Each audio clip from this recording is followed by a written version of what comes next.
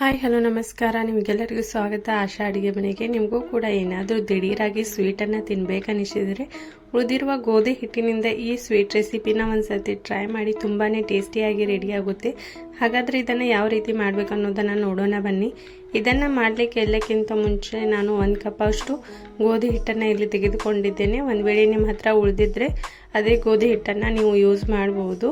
ಇದರ ನಂತರ ನೋಡಿ ಸ್ವಲ್ಪನೇ ನಾನು ಇದಕ್ಕೆ ಉಪ್ಪನ್ನು ಹಾಕಿದ್ದೇನೆ. ರುಚಿಗೆ ತಕ್ಕಷ್ಟು 1 ಟೇಬಲ್ ಸ್ಪೂನ್ ಆಗುವಷ್ಟು ಆಯಿಲ್ನ ಹಾಕಿ ಇದನ್ನು ಚೆನ್ನಾಗಿ ಮಿಕ್ಸ್ ಮಾಡ್ತಾ ಯಾವ ರೀತಿ ಗೋಧಿ ಹಿಟ್ಟನ್ನು ನಾದ್ತೀವಲ್ವ ಅದೇ ರೀತಿಯಾಗಿ ನಾನು ಈ ಹಿಟ್ಟನ್ನು ಚೆನ್ನಾಗಿ ನಾದಿದ್ದೇನೆ.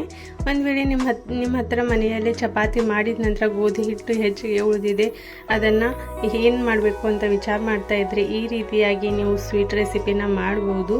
ಇವಾಗ ನೋಡಿ ಈ ರೀತಿಯಾಗಿ ಕೇವಲ 1 ಕಪ್ನಲ್ಲಿ ನಾನು ಈ ಗೋಧಿ ಹಿಟ್ಟನ್ನು ಚೆನ್ನಾಗಿ ನಾದಿ ಇದರ ಉಳೆಗಳನ್ನು ರೆಡಿ ಮಾಡ್ತಾ ಇದ್ದೇನೆ. ಒಂದು 10 ನಿಮಿಷವರೆಗೂ ರೆಸ್ಟ್ ಮಾಡಲಿಕ್ಕೆ ಇಟ್ಟು ಒಂದು 10 ನಿಮಿಷ ಆದ ನಂತರ ನೋಡಿ ಇದರ 2 ಉಳೆಗಳನ್ನು ಮಾಡ್ತಾ ಇದ್ದೇನೆ. ಇವು ಚಪಾತಿ ಮಾಡಲಿಕ್ಕೆ ತೆಗೆದುಕೊಳ್ತೀವಲ್ವ ಅದಕ್ಕಿಂತ ಸ್ವಲ್ಪ ಸೈಜಲ್ಲಿ ದೊಡ್ಡದಿರಬೇಕು. ಈ ರೀತಿಯಾಗಿ ನಾವು ಉಳೆಗಳನ್ನು ರೆಡಿ ಮಾಡ್ಕೊಳ್ಳೋಣ. ಅದರ ನಂತರ ನೋಡಿ ನಾನು ಇಲ್ಲಿ ಸಕ್ಕರೆ ಪಾಕನ ರೆಡಿ ಮಾಡ್ತಾ ಇದ್ದೇನೆ. ನಾನು 1 ಕಪ್ಗೆ ಸ್ವಲ್ಪನೇ ಕಡಿಮೆ ಇರುವಷ್ಟು ನಾನು ಸಕ್ಕರೆಯನ್ನು ತೆಗೆದುಕೊಂಡಿದ್ದೆ. 1 ಕಪ್ ಆಗುವಷ್ಟು ನೀರನ್ನು ಇದಕ್ಕೆ ಹಾಕ್ತಾ ಇದ್ದೇನೆ.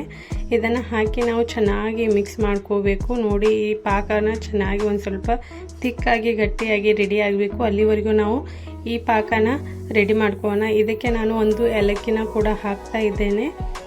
ರುಚಿಗೆ ಅಂತ ಇದನ್ನು ಹಾಕ್ತಾ ಇದ್ದೇನೆ. ಇದ್ರೆ ಹಾಕ್ಬೋದು, ಇಲ್ಲಾಂದರೆ ಸ್ಕಿಪ್ ಕೂಡ ಮಾಡ್ಬೋದು.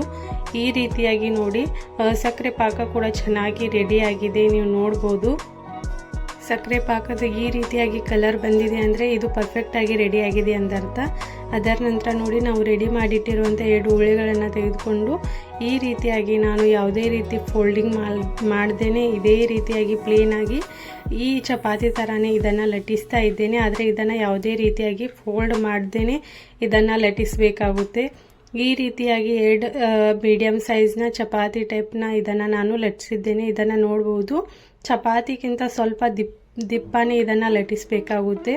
ಅದರ ನಂತರ ನೋಡಿ ಈ ರೀತಿಯಾಗಿ ಸಣ್ಣದಾದ ಒಂದು ಬೌಲ್ನ ತೆಗೆದುಕೊಂಡು ಈ ರೀತಿಯಾಗಿ ನಾವು ಇದನ್ನು ಕಟ್ ಮಾಡ್ಕೋಬೇಕಾಗುತ್ತೆ ರೌಂಡ್ ಶೇಪಲ್ಲಿ. ಚಿಕ್ಕ ಚಿಕ್ಕ ಪುರಿಗಳ ಥರನೇ ಇದನ್ನು ರೆಡಿ ಮಾಡ್ಕೋಬೇಕಾಗುತ್ತೆ. ಇದನ್ನು ನೋಡ್ಬೋದು ನೀವು, ಸ್ವಲ್ಪನೇ ದಿಪ್ಪಿಗೆ ಇರಬೇಕಾಗುತ್ತೆ ಇದು. ಅದರ ನಂತರ ಒಂದು ಸೈಡಲ್ಲಿ ನಾನು ಆಯಿಲ್ನ ಬಿಸಿ ಮಾಡಲಿಕ್ಕೆ ಇಟ್ಟಿದ್ದೆ. ಆಯಿಲ್ ಚೆನ್ನಾಗಿ ಬಿಸಿ ಆದ ನಂತರ ನೋಡಿ ಒಂದೊಂದಾಗಿ ಈ ಪುರಿಗಳನ್ನು ಹಾಕ್ತಾ ಇದನ್ನು ಚೆನ್ನಾಗಿ ನಾವು ಫ್ರೈ ಮಾಡ್ಕೋಬೇಕಾಗುತ್ತೆ. ಈ ರೀತಿಯಾಗಿ ನಾನು ಎಲ್ಲ ಪುರಿಗಳನ್ನು ಇದೇ ರೀತಿಯಾಗಿ ಗ್ಯಾಸ್ನ ಮೀಡಿಯಮ್ ಫ್ಲೇಮಲ್ಲಿಟ್ಟು ಹೈ ಟು ಮೀಡಿಯಮ್ ಫ್ಲೇಮಲ್ಲಿಟ್ಟು ಇದನ್ನು ಫ್ರೈ ಮಾಡ್ಕೋಬೇಕಾಗುತ್ತೆ. ಇಲ್ಲಿ ನೋಡಿ ಇದೇ ರೀತಿ ಉಳಿದಿರುವ ಎಲ್ಲ ಪುರಿಗಳನ್ನು ಕೂಡ ನಾನು ಫ್ರೈ ಮಾಡ್ತಾ ಇದ್ದೇನೆ. ಸ್ವಲ್ಪ ಕಲರ್ ಚೇಂಜ್ ಆದರೆ ಸಾಕು, ಅಂದರೆ ಇದು ತುಂಬ ಡಾರ್ಕ್ ಕೂಡ ಇರಬಾರ್ದು, ತುಂಬ ಮೀಡಿಯಮ್ ಕಲರ್ ಕೂಡ ಇರಬಾರ್ದು. ಇದು ಸ್ವಲ್ಪ ಕಲರ್ ಚೇಂಜ್ ಆದರೆ ಇದನ್ನು ಫ್ರೈ ಮಾಡಿ ತೆಗಿಬೋದು. ಈ ರೀತಿಯಾಗಿ ನಾನು ಎಲ್ಲ ಪುರಿಗಳನ್ನು ಫ್ರೈ ಮಾಡಿ ತೆಗೆದಿದ್ದೇನೆ. ಇವಾಗ ನೋಡಿ ಬಿಸಿಯಾಗಿರುವಂಥ ಸಕ್ಕರೆ ಪಾಕದಲ್ಲಿ ಈ ಪುರಿಗಳನ್ನು ನಾವು ಹಾಕಬೇಕಾಗುತ್ತೆ. ಈ ಪುರಿಗಳನ್ನು ಹಾಕಿ 1-2 ನಿಮಿಷ ನಾವು ಹಾಗೆ ಬಿಟ್ಟು 1-2 ನಿಮಿಷ ಆದ ನಂತರ ಇವುಗಳನ್ನು ತೆಗೆದು ನಾವು ತಿನ್ನಲಿಕ್ಕೆ ಸರ್ವ್ ಮಾಡ್ಕೋಬಹುದು. ಇದನ್ನು ನೋಡಿ ನಾನು ಈ ರೀತಿಯಾಗಿ ಡಿಪ್ ಮಾಡಿ ಈ ರೀತಿಯಾಗಿ ಎಲ್ಲ ಪುರಿಗಳನ್ನು ನಾನು ಡಿಪ್ ಮಾಡ್ತಾ ಇದ್ದೇನೆ. ಅಥವಾ ನೀವು ಒಂದೇ ಸರ್ತಿಗೆ ಎಲ್ಲ ಪುರಿಗಳನ್ನು ಸಕ್ಕರೆ ಪಾಕದಲ್ಲಿ ಹಾಕಿ ಡಿಪ್ ಮಾಡಿ 5 ನಿಮಿಷವರೆಗೂ ಇಟ್ಟು ಅದರ ನಂತರ ನೀವು ಇದನ್ನು ತಿನ್ನಲಿಕ್ಕೆ ತೆಗೆದುಕೊಳ್ಬಹುದು. ಈ ರೀತಿಯಾಗಿ ನೀವು ಇನ್ಸ್ಟೆಂಟ್ ಆದ ಪುರಿಗಳನ್ನು ಸ್ವೀಟ್ ರೆಸಿಪಿನ ತಿನ್ನಲಿಕ್ಕೆ ಮಾಡ್ಬೋದು.